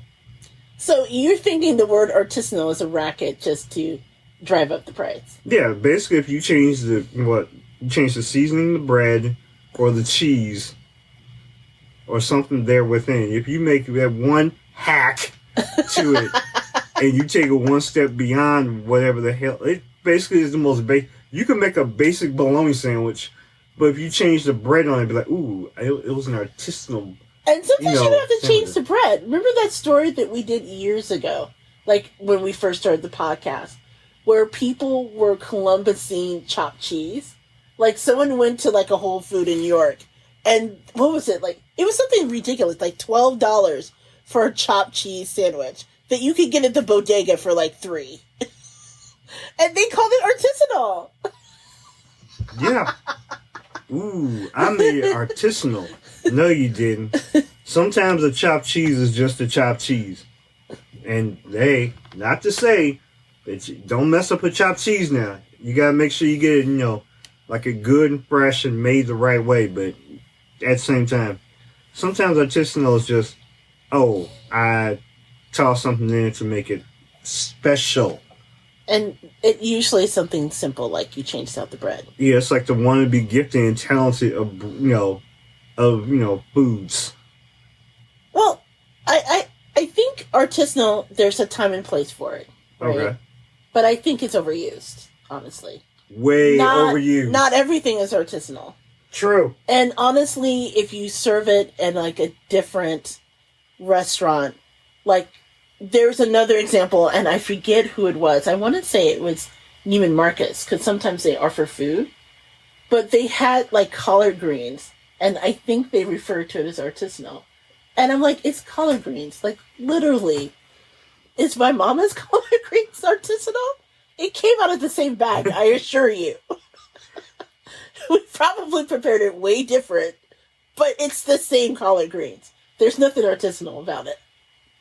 Yeah, I would very much agree. Oh, I think we should come up with our own artisanal things, where let's just Columbus that too. I have been looking for a trend that we could just reverse Columbus and and make it our own. Take it back. Just take it back. So what would that be? Oh goodness. Anything else? Let me see. What can we take back? I can't think of anything off the top of my head. I'm sure there are a lot of things I would like to, I think we need to take back the bologna sandwich. Yes, because I have seen way too many stories over the time of the pandemic where people are rediscovering simple pleasures. And there's a lot of these food bloggers and people who are like on like YouTube and showing how to make things as simple as a bologna sandwich, a fried bologna sandwich, like they discovered it. And I was just thinking, no, you did not. Yeah.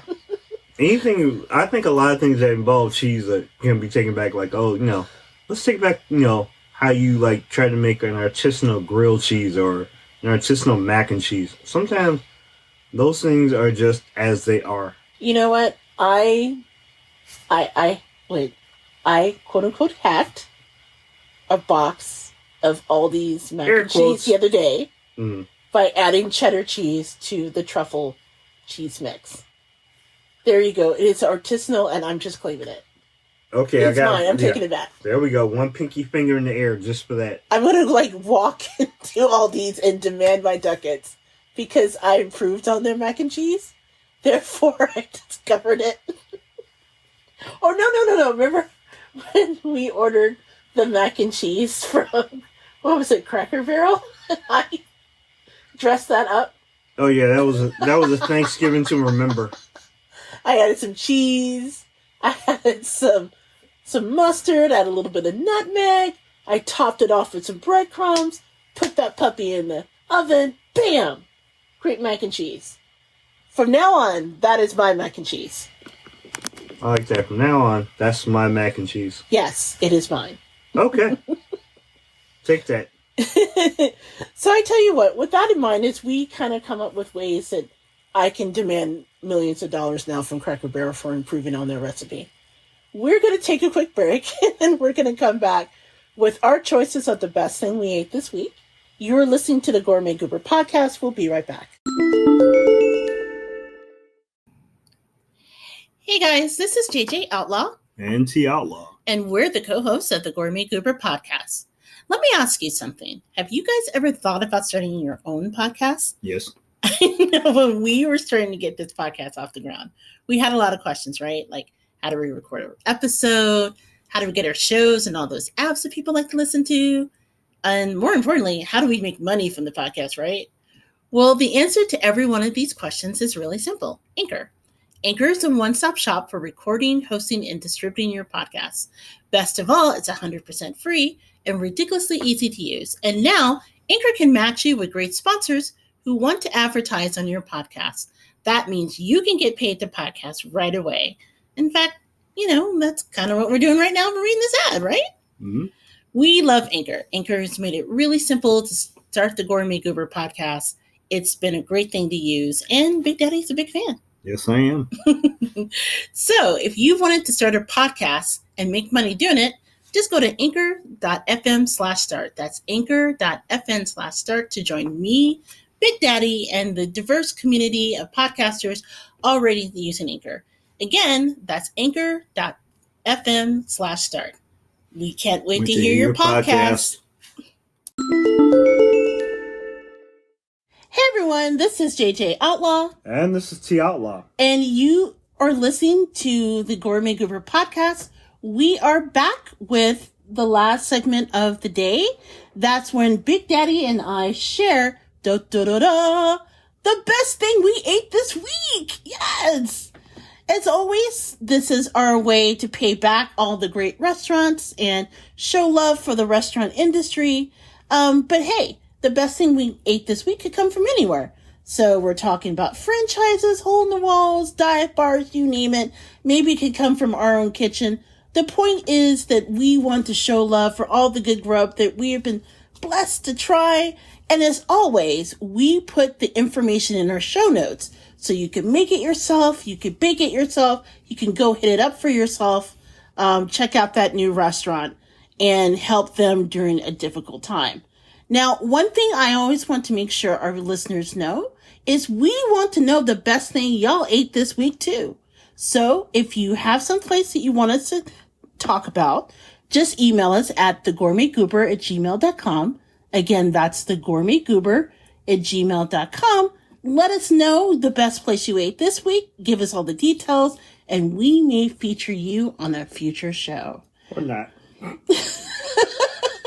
not. I mean, if it's Arby's, I think Arby's is upset with us, so we're probably not going to include that. Yeah, if you give us some random dish from Flavortown, well, I'm going to have to talk about it. Flavortown was good. Remember, we did try them. Yeah, we did. It was good, but they got some steps to take. He has issues with the term Flavortown. Gotta have flavor to be in Flavortown. So, as always, we start this segment with you, Big Daddy. What was the best thing you ate since our last podcast? Well, obviously it went from Flavortown. Or Arby's. Or Arby's. Well, I'm just losing sponsorships left and right. Ooh. We would like to interview Guy Fieri, so despite my husband's jokes, we very much appreciate Flavortown. Arby's on the other hand now. Yeah, I just want Guy Fieri's, food budget. Oh my God, I would so want that. Yes. So, But anyway, the best thing you ate this week. Thing I ate this week. Okay, see, I'm going to be the one who pulls the audible. Since the Gourmet Goober had her concept, and then she tripped on me, I'm going to trip on her, and I'm going to say that the best thing I ate this week was the mooshu pork. Oh my gosh! No, you didn't. Yes, I did. Ladies and gentlemen, I had some mooshu pork from the New Hong Kong Chinese restaurant in Hobart, Indiana. Yes. So that was really delicious. See, this is why we should never, this is why we normally don't talk about what was the best thing we ate this week before we go on the air. Because that was not what you were going to say. No, you it wasn't. took my choice. That's okay. That's because you took my choice. They didn't know that. Now they know. But no, the mooshu pork, which was funny because we just randomly decided on a Friday night, we didn't feel like cooking. It was, a couple days before Valentine's Day. So we said, we're going to try something. We're just going to grab some Chinese food. And I am a creature of habit, and I will always go someplace, get some fried rice, some egg bouillon. I love them egg rolls. Always love egg rolls. It was my idea for the mooshu pork. Yes, and I'm giving the dirty Gigi over here the love because she was the one who offered up, let's grab some crab rangoon and some mooshu pork and see how it tastes. So I said, okay, all right, I'll try it because you can't go wrong with anything that has pork in it. Come on. Especially when it's not cooked by, some dude named Chad. Hey, Chad may be able to throw down on some pork. You don't know that. Have you ever met a dude named Chad that could throw down on some pork? Come on, I want you to think about it for a minute. Well, not that I've known a lot of people named Chad. Although I did date a guy named Chad in college. And I wouldn't eat his pork. Yeah, I'm just saying. I'm sorry to tell you. If you're Chad was not a cook. Exactly. If you're a brother named Chad, that's cool. If you're a brother named Chad that can throw on some pork, hey, call in and just say, or, text us or tweet us or whatever and say, hey, I'm a dude named Chad and I can throw on some pork. And we'll have a discussion. But until that point, until that time, dudes named Chad that I have come across in my life, 47, 48 years, no, can't hit that. But anyway, back to this mushy pork. So far we've upset people named Chad, Arby's, and Guy Fieri. Thanks. Yeah, my batting average is just going up today. Of people that I'm like flailing against, and trust me, after the whole beginning of this show, you'll understand why. But the mushy pork was actually very flavorful, and the sauce in which it was cooked in was actually quite nice. I was mildly and then very flavorfully impressed. Flavorfully impressed. Yeah, that's good on our next swag. I can see that on a tote bag. Yes. But here's the thing. One, I was really proud of you to try it because when he says that he is a creature of habit, he means that. Every time we get Chinese food, it is the same thing. It is egg foo young, it is some version of fried rice, and egg rolls, and that's it. Now, I've actually made Mushu pork before, but I've never had it from this one particular restaurant. And I have to say, the new Hong Kong restaurant, again, it's in Hobart, Indiana. It's kind of a nondescript place. You may have driven past it if you know this area. It's in a strip mall. So you wouldn't think that they serve the excellent and incredible Chinese food that they do. But they are amazing. So I'm really glad that you stepped out of your comfort zone and tried it. Yeah, I'll give them credit. I mean, definitely, if you get a chance and you come across this restaurant, stop by.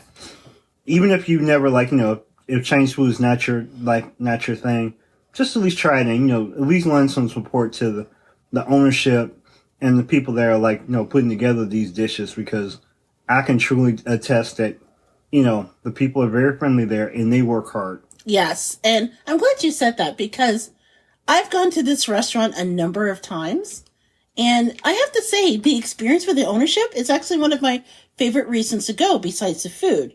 They're the type of people that if they meet you once, you're not a stranger the next time you come in. In fact, it's kind of funny, because I hadn't been back to this restaurant before this weekend. I would say, 5-6 months? Yes. Easily. Like before my surgery that I had mentioned. And he recognized me right away. Hey, how's it going? And it was so funny because he knew instantly. He's like, I knew you were here and you're going to get some of our crab rangoons, because they're crab rangoons. Crab rangoon is on point. Right. It is delicious. It is. As opposed to the crab raccoons. Well, yes, the crab rangoons are terrible. Yes, that would be. But their crab rangoon is delicious. So I can't say enough about them. And thank you for, saying that. And thank you for trying it, even though you stole my choice. Once again, that's because you went crisscross and jumped on my choice. I would have let you have the choice. Yeah, the other thing that you'll learn about me, T Outlaw, is the fact that I can never eat the exact same thing that someone else eats, when we go to a place. I always got to do, my own thing. But in this case, that my choice for the best thing I ate this week, we did share it. We did. Yes. See? There you go. Curses. Well, with that in mind, since he's took my choice, I would actually have to say the best thing I ate this week is a really big surprise. It is the Beyond Chicken Nuggets at KFC. KFC. Now, this is a surprise for a number of reasons. One, if you're a regular listener to the show, you know that my preference goes from, I prefer Popeyes to KFC 1. 2, even though I have expressed my love of Beyond Beef, I've never really been up and really supportive of Beyond Chicken.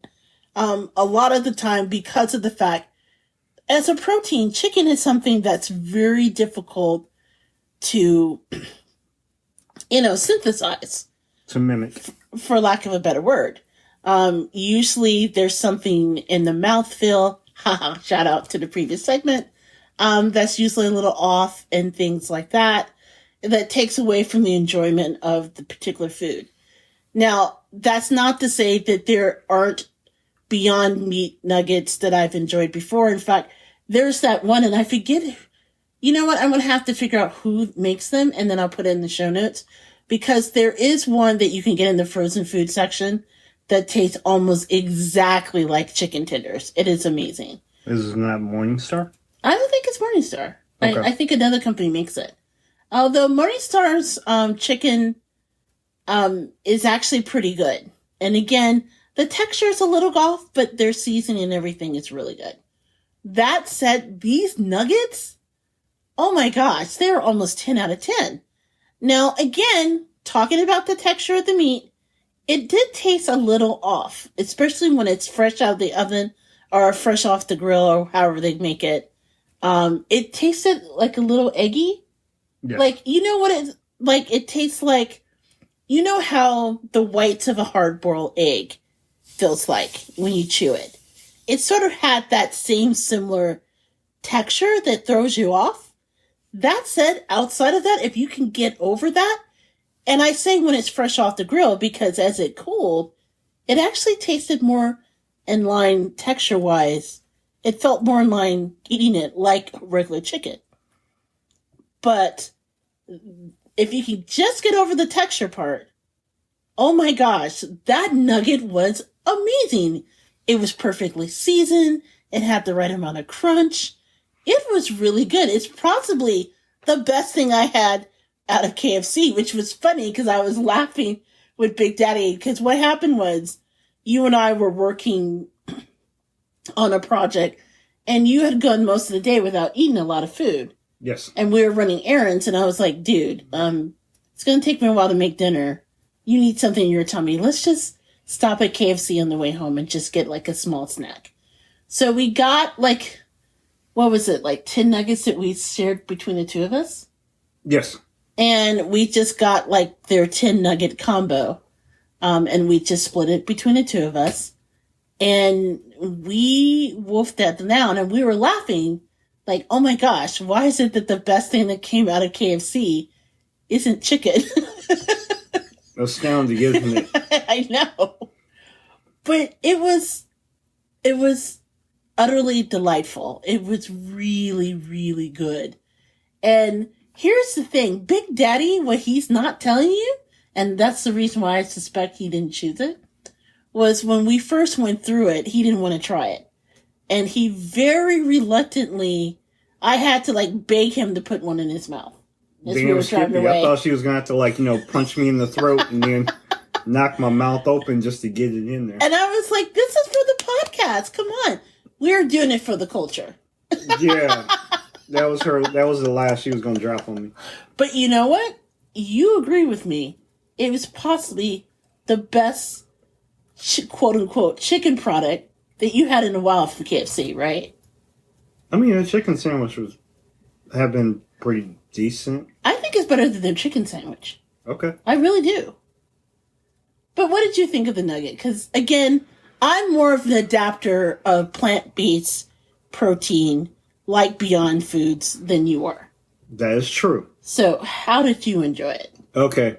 So, as Gigi has dropped on you, I am not the most accepting of plant-based substitutes. I am a very big carnivore, and, you would really have to be able to sneak something past me for me to like anything that was plant-based.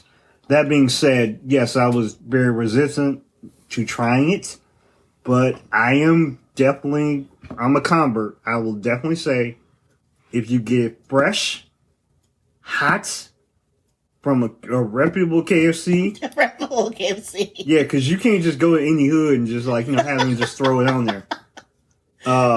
If Chad's cooking your little nuggies and stuff here, you gotta check it. But that being said, it was easily probably one of the best things I ate this week because it was fresh, and when it was hot, I loved it. I gulped it down. I was almost going at it like Cookie Monster. And as the Goober said, the consistency is a little off. Because as you said, with your mouth feels or how like the texture, you're not 100% sure because you think it's chicken, but you're not sure it's chicken. But you're like trying to get down because it's hot.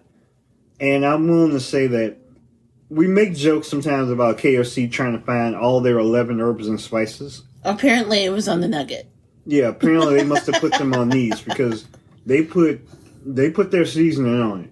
And it was great. Yes, and it was great. And I'm like, okay, KFC found something, worth talking about. And I'm like, this was something to talk about. And their Beyond Nuggets were actually on point. I was actually quite impressed. And this is coming from me, once again, the carnivore, who was very resistant to trying something, past like a Beyond Burger. So I will give it my mark of approval. It was very good. But don't start sending me eggplant, whatever. I'm still, in my little hood. But yes, I definitely recommend it also. So it's important to know, as my understanding is, this is available for a limited time. So you definitely want to check your local KFC to see if it's on the menu. Also, it's important to know that my understanding is it's not available by delivery app, by every delivery app that's out there. Someone will also have to explain to me exactly why that is. I think because they want to convince people to go in person. Because remember, when you order from a delivery app, not all of the money from your purchase goes to that particular restaurant. A good portion of that goes to the delivery services themselves. So for a franchise like KFC, which has hundreds of stores or thousands of stores throughout the country, it really doesn't make that big of a deal. But if you're a small mom and pop trying to compete, it makes a big difference because certainly that takes a lot of your bottom line. So that's probably why they made that decision. That said, that may not be true everywhere, but definitely check it out. If you have an opportunity, it'll be worth the trip in order to savor the flavor that is the Beyond Chicken Nugget. Cool. So with that in mind, we want to take this opportunity to thank everyone for listening to another episode of the Gourmet Goober podcast. Big Daddy, in closing, where can they find you? Well, you can find me, T Outlaw, TOUTLAW. Once again, I can spell. No turntables, but a microphone. You can find me on Twitter at T Outlaw and on Instagram at T Outlaw. Josie Wells. You can find me, JJ Outlaw, aka the Gourmet Goober. I'm available as Gourmet Goober on Instagram. The Dirty GG. Why did you just call me the Dirty GG? This is something new. Hey, I took upon the dirty desperado. I'm sorry, the dark desperado. See, I am flipped.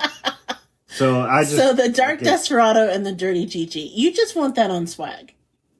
Hey. Speaking of swag, as a reminder, you can actually go to gooberswag.com. That's gooberswag.com and get your own. So if you're gumbo worthy, we may end up putting the dark desperado on Goober Swag because why not?